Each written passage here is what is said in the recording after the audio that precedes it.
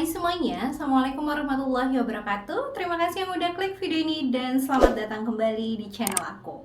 Oke, untuk video kali ini aku akan ngebahas salah satu tempat yang dimana tempat ini menduduki peringkat kedua setelah jembatan Golden Gate yang ada di San Francisco, Amerika Serikat, sebagai tempat yang paling sering dipilih untuk orang-orang yang ingin mengakhiri hidupnya.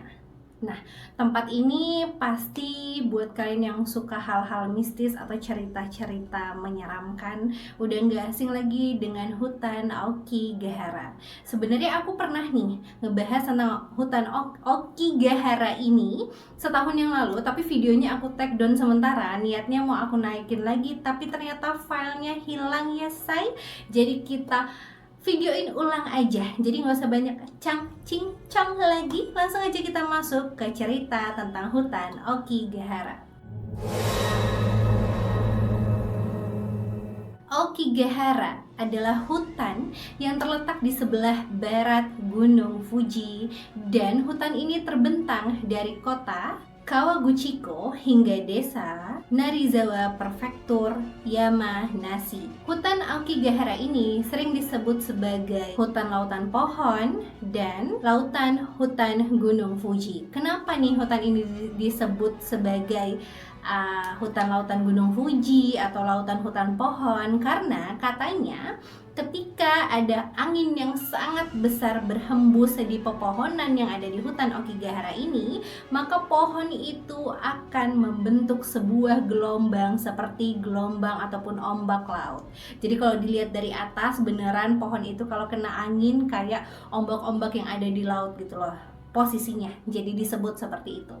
Hutan Aokigahara ini sudah ada semenjak 1200 tahun yang lalu, dan aku kasih informasi sedikit nih. Katanya hutan Aokigahara ini mengandung banyak sekali batuan vulkanik yang menyebabkan hutan ini sangat susah digali, dicangkul dengan alat apapun seperti cangkul, skop dan lain-lain. Tapi aku nggak tahu nih kalau ekskavator bisa kali ya, tapi nggak tahu juga gitu kan. Terus yang menjadi tagline-nya adalah kepopuleran hutan ini itu booming karena sesuatu hal yang sangat-sangat negatif yang menjadi sesuatu yang seharusnya tidak pernah terjadi, karena hutan Aokigahara ini terkenal dengan sebutan hutan bunuh diri. Hutan ini terletak di Jepang kalau aku lupa tadi nyebutinnya ya. Terus nih ya, menurut WHO, laporan WHO pada tahun 2015, tingkat bunuh diri di Jepang itu meningkat sebanyak 15,4% dari 100.000 orang. Walaupun memang di tahun 2016 tingkat bunuh diri di sana itu turun, tapi negeri Sakura ini tetap memiliki angka yang tinggi untuk orang-orang yang mengakhiri hidupnya, terutama di hutan Aokigahara. Tidak hanya dari laporan WHO saja, tapi ada juga nih laporan dari data kepolisian setempat, data kepolisian Jepang maksudnya ya, yang mengatakan bahwa di tahun 2010 setidaknya kurang lebih 247 orang memilih untuk mengakhiri hidup mereka di hutan Aokigahara, dan 54 diantaranya benar-benar meninggal dunia di dalam hutan itu. Sebenarnya banyak film yang terinspirasi dengan kisah ataupun sisi mistis dari hutan Aokigahara ini, terutama kasus bunuh diri yang terjadi di sana. Tapi aku tidak akan menyebutkan filmnya karena lebih baik untuk menghindari menonton film-film yang seperti itu, karena kan harusnya sebenarnya lebih baik tidak ada di film yang mengandung unsur diri atau sebagainya kalau menurut aku ya, karena kita nggak tahu yang nonton itu sedang depresi, lagi banyak masalah, lelah sama hidupnya atau apapun itu ya kan. Enak kalau mereka ngambil positifnya untuk tidak mengakhiri juga di sana, tapi kalau mereka ngambil negatifnya dan ingin mengikuti jejak orang-orang yang sudah lebih dulu melakukan aksi itu di hutan Aokigahara, gimana ya kan. Terus nih aku ada merangkum beberapa fakta yang terdapat di hutan Aokigahara ini. Fakta yang pertama, hutan Okigahara ini terdapat banyak sekali pita di dalamnya. Pita apa nih? Pita yang panjang-panjang itu, ada yang warna merah, biru, pink, hijau, berbagai macam warna pita. Pita ini digunakan oleh pengunjung ataupun wisatawan yang masuk ke dalam hutan Okigahara yang berfungsi sebagai apa ya? Petunjuk arah mereka gitu loh. Jadi kalau mereka masuk ke dalam hutan Okigahara, mereka akan menempelkan pita-pita itu dari pohon ke pohon agar kalau mereka udah ngerasa udah cukup nih kayaknya keliling-keliling hutan Okigahara, mau pulang lah. Nah, mereka nggak kesasar nih, langsung bisa pulang dengan selamat tanpa nyasar di dalam hutan Okigahara yang sangat luas itu ya kan. Mana hutannya itu ketutupan pohon-pohon yang rindang-rindang banget ya kan. Nah, kenapa sih repot-repot harus pakai pita untuk menunjuk jalan supaya nggak nyasar? Kan ada kompas gitu kan. Sayangnya, kompas sama sekali tidak berfungsi di dalam hutan Okigahara. Nanti aku jelasin ya kenapa. Terus fakta kedua, seperti yang kita tahu, hutan ini terkenal karena banyaknya orang yang melakukan aksi bunuh di sana. Tentu saja fakta keduanya adalah banyaknya barang-barang peninggalan dari orang-orang yang melakukan aksi bunuh diri di sana, seperti tas, dompet, sepatu, handphone. Ya udah sih, barang yang memang udah dibawa di badannya, terus tiba-tiba orangnya udah nggak ada, otomatis barangnya ketinggalan ataupun tertinggal kelepas di dalam hutan itu ya kan. Jadi hutan ini yang dikabarkan awalnya asri, lestari, tidak terlalu banyak dijamah oleh orang, harus menjadi hutan yang dibilang kotor iya, dibilang menyeramkan iya, dibilang jadi hutan yang angker juga mungkin saja, karena memang banyak orang yang melakukan aksi penghilangan nyawa di sana ya kan. Terus yang ketiga, ada fakta mengenai penunggu ataupun hantu yang konon katanya menempati atau menjadi penghuni hutan Okigahara. Hantu itu disebut juga sebagai hantu Yurei. Hantu Yurei itu konon katanya adalah hantu yang pemarah, hantu yang ingin membalaskan sakit hati dan dendamnya, tapi tidak terlalu rinci kenapa dia bisa menjadi penunggu di sana. Mungkin kalau kalian tertarik, aku bisa membahas khusus nih tentang hantu Yurei ini. Tapi secara garis besarnya adalah hantu Yurei ini akan menjadi makhluk yang menghasut orang-orang di sana untuk melakukan aksi bunuh dan ikut bersamanya ke dunianya, kayak gitu sekiranya gitu kan. Terus fakta yang keempat, ada banyak sekali papan peringatan, tapi papan peringatan yang bukan papan dilarang buang sampah sembarangan atau dilarang mengambil foto di sini atau di mana, bukan kayak gitu ya. Tapi papan-papannya itu berisikan tentang peringatan untuk larangan ataupun memberhentikan orang yang awalnya niatnya ingin mengakhiri hidupnya menjadi sadar bahwa perbuatan itu adalah hal yang salah besar.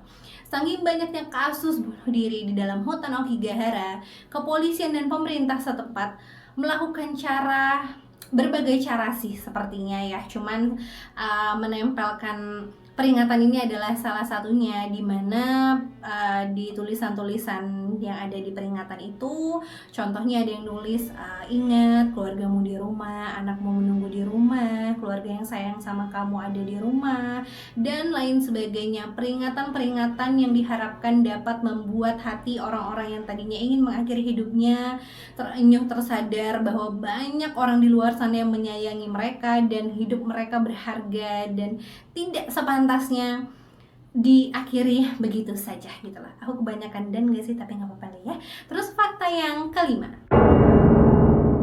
sekitar 100 tubuh manusia atau jasad manusia ditemukan di dalam hutan Okigahara setiap tahunnya.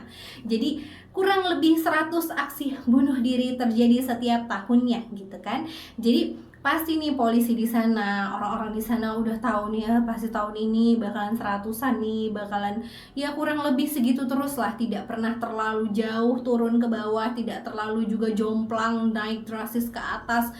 Setiap tahun setidaknya, sekali lagi aku ulangi, 100 jasad manusia ditemukan di dalam hutan Okigahara. Fakta yang keenam, angka tentang kasus bunuh diri yang terjadi di hutan Okigahara tidak pernah dirilis lagi ke publik, ke media. Udah lama, udah berpuluh-puluh tahun yang lalu deh kayaknya. Karena pemerintah dan kepolisian merasa dengan mereka mempublish jumlah korban, dengan mereka mempublish jumlah orang yang melakukan aksi bunuh diri di sana, itu malah memotivasi orang-orang untuk melakukan hal yang sama gitu loh. Jadi lebih baik kita tidak publish itu, kita tidak usah umbar itu. Makanya sampai sekarang pun tidak pernah ada berita ataupun pengumuman kira-kira berapa banyak orang yang melakukan aksi menyedihkan ataupun bunuh diri itu di hutan Okigahara setiap tahunnya seperti dulu. Kalau dulu kan jelas 100 orang sekian per tahun, berapa persen dari segini orang per tahun. Nah sekarang udah nggak pernah lagi gitu loh, menghindari orang-orang supaya tidak termotivasi otaknya untuk melakukan hal yang sama gitu. Terus fakta yang ketujuh, wisatawan yang main ke sana, entah semalam apapun dia harus pulang dan keluar dari hutan itu. Dilarang keras untuk melakukan kemah di sana, menginap di sana dengan alasan apapun. Tapi tidak ada penjelasan yang jelas gitu loh, kenapa harus dilarang untuk berkemah di sana. Tapi logikanya gini deh ya, ngapain kemah di hutan yang terkenal dengan sebutan hutan bunuh diri, yang dimana di sana tuh banyak tengkorak-tengkorak ataupun jasad tubuh manusia melakukan aksi di sana. Kalian nggak takut? Atau nggak usah deh takut sama hantu, nggak takut sama binatang buas yang ada di sana atau gimana? Hutan itu kan rimbun ya, dan luas banget. Siang hari aja penampakannya tuh gelap, apalagi malam hari. Mau ngemah di sana, mau nginep di sana ngapain ya kan? Jadi kalaupun memang kalian ingin berwisata ke hutan Okigahara, datang pagi-pagi sekali, jadi siang bisa pulang, atau paling mentok-mentok sebelum maghrib pulang gitu kan. Terus fakta yang ke-8, konon katanya hutan Okigahara ini terbentuk dari hasil letusan Gunung Fuji.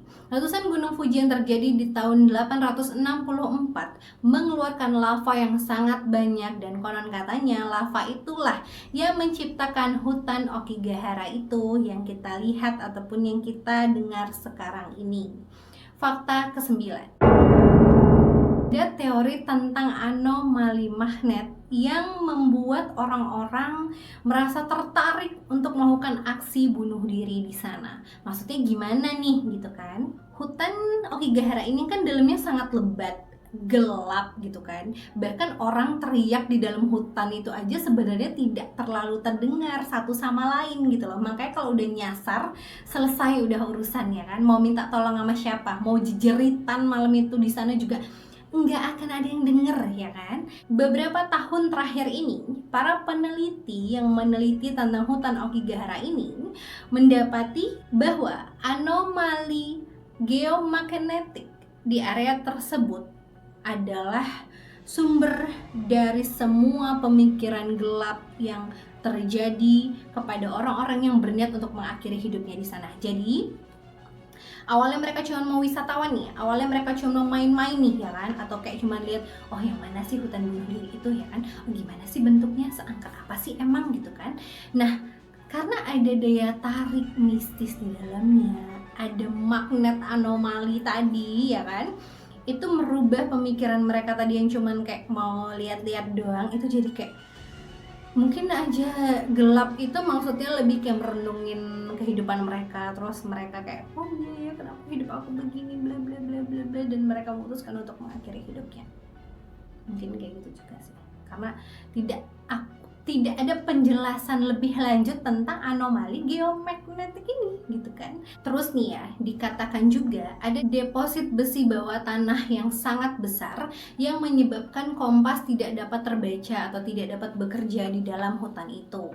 Hal ini tentu saja sering membuat orang yang hanya bermodalkan kompas tersesat dan kebingungan untuk mencari jalan keluar. Makanya balik lagi ke fakta yang pertama, banyak ditemukan pita-pita di sana karena berarti mereka udah tahu kalau kompas tidak bekerja di dalam hutan Okigahara. Penduduk setempat juga mengatakan bahwa tempat itu memang menjadi tempat kematian sejak abad 19 yang lalu.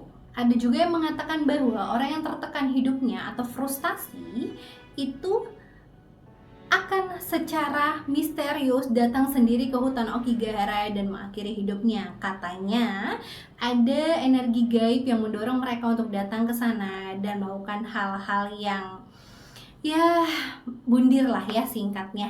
Percaya nggak percaya sih, tapi ada kabarnya beberapa dari mereka yang ingin bunuh diri tapi berhasil diselamatkan oleh warga setempat mengatakan bahwa mereka waktu itu merasa mereka sedang ditarik oleh sesuatu yang tidak terlihat dan perasaan mereka itu seperti dipermainkan ketika sedang dicoba untuk dipanggil masuk ke hutan Okigahara itu loh. Kenapa jadi belibet gini sih ngomongnya ya kan? Pokoknya gitu ya. Tapi mereka selamat nih untungnya. Jadi mereka bisa menceritakan itu ya kan. Terus mereka juga sebagian ada yang ngomong nih, seperti ada seseorang atau sesuatu yang memaksa mereka untuk datang ke hutan Okigahara, memaksa mereka masuk ke dalamnya bahkan lebih dalam lagi, dan orang-orang yang terselamatkan ini mengaku bersyukur karena mereka mampu terlepas dari sesuatu yang memaksa mereka untuk tetap berada di hutan Okigahara selamanya. Di luar semua yang terjadi dan cerita-cerita yang ada di dalam hutan Okigahara, ada satu lagi kejadian yang sangat terkenal yang selalu ataupun sering terjadi di Jepang. Katanya sih sekarang itu sudah hampir tidak pernah terjadi ya, tapi masih ada beberapa orang sana yang mempercayai tradisi ini dan melakukannya gitu loh. Tradisi yang aku maksud ini adalah Ubasute. Ubasute itu apa sih Tasya gitu kan? Ubasute itu adalah tradisi untuk menyingkirkan anggota keluarga tertua mereka, untuk mengurangi jumlah pengeluaran mereka, jumlah nasi yang harus mereka siapkan setiap harinya. Istilahnya contohnya kayak gini deh. Ada satu keluarga ya kan, ayah, ibu, anak sama nenek-nenek satu gitu loh. Tradisi Ubasute ini mengharuskan sang anak membuang ibunya ke tempat yang sepi dan membiarkan ibunya meninggal karena kelaparan di sana.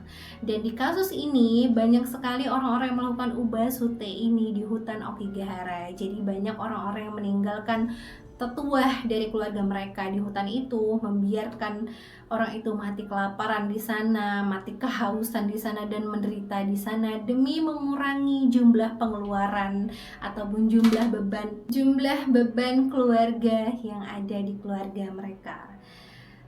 Katanya kan udah nggak lagi ya, tapi waktu itu katanya sempat ada nih seorang anak yang membuang ibunya, memang tidak di hutan Okigahara sih, tapi tetap di tempat yang sepi, kayak semacam dekat gedung kosong atau halte yang tidak ada orang di sana. Sebenarnya itu juga sebutannya Ubasute kan, karena mereka tetap membuang orang yang lebih tua di keluarganya untuk mengurangi pengeluaran mereka. Jahat banget gak sih? Kayak kesannya gak tahu diri sekali Anda jadi anak gitu kan. Orang tua kamu ngegedein kamu keringet darah ya kan, tapi kamu beralasan tradisi Ubasute ini membuang orang yang sangat mencintai kamu bahkan pada saat kamu masih di dalam kandungan. Tapi aku nggak tahu juga sih apa dulu orang tuanya juga melakukan tradisi yang sama. Maksudnya orang tua yang dibuang ini melakukan hal yang sama kepada orang tuanya dulu demi tradisi Ubasute ini. Menurut kalian gimana? Komen di bawah ya. Terus aku mau menceritakan sedikit tentang roh yang mendiami hutan Okigahara. Roh ini adalah roh apa tadi yang aku ceritain? Benar, roh Yurei. Menurut cerita rakyat Jepang yang sangat terkenal, hutan Okigahara ini didiami oleh roh yang bernama roh Yurei tadi. Roh ini biasanya digambarkan sebagai sosok wanita tua yang memiliki rambut panjang. Katanya kalau di kita tuh mirip sama Mbak Kunti gitu ya. Dia memakai baju putih panjang dan rambut yang sangat panjang berwarna hitam. Mirip kan sama Mbak Kunti ya kan? Berdasarkan tradisi dan kepercayaan orang-orang di Jepang, roh Yurei itu berasal dari orang-orang yang mengakhiri hidup mereka sendiri gitu loh. Jadi wajar aja kalau dia menunggu hutan Okigahara dan ngajak orang untuk ikut ke dalam dunianya karena dia senior yang duluan bunuh diri di sana gitu kan. Terus karena ya percaya nggak percaya deh ya orang sana gitu loh. Jadi pemerintah di sana dan kepolisian setempat yang berada di daerah hutan Okigahara ini melakukan pengusiran arwah gitu loh, supaya katanya arwah Yurei ini tidak lagi merasa sendirian, tidak marah dan tidak lagi memancing orang untuk ikut ke dalam dunianya. Menurut kalian gimana? Komen di bawah. Apakah orang-orang yang melakukan bunuh diri di hutan Okigahara itu memang ditarik secara goib oleh roh Yurei ini, atau memang mereka ngerasa hidupnya memang udah ya emang bunuh diri memang kemauan dasar mereka aja gitu ya? Komen di bawah. Oke, sekian dulu videonya dari aku kali ini. Gimana menurut kalian hutan Okigahara? Adakah dari kalian yang berniat untuk menjadi wisatawan Jepang dan berkunjung di sana? Kalau aku sih memang suka sih yang kayak gitu, cuman kalau ke hutan kayaknya enggak deh ya, karena yang lebih menyeramkan tuh bukan hantunya say, tapi nyasarnya. Kalau nyasar nggak ada makanan, nggak ada minuman, kayak modar juga ya kan lama-lama ya kan. Oke, segitu dulu videonya. Ngomong gitu mulu tasah ya. Terima kasih udah nonton videonya sampai habis. Komen-komen di bawah untuk ide video dan saran-saran lainnya.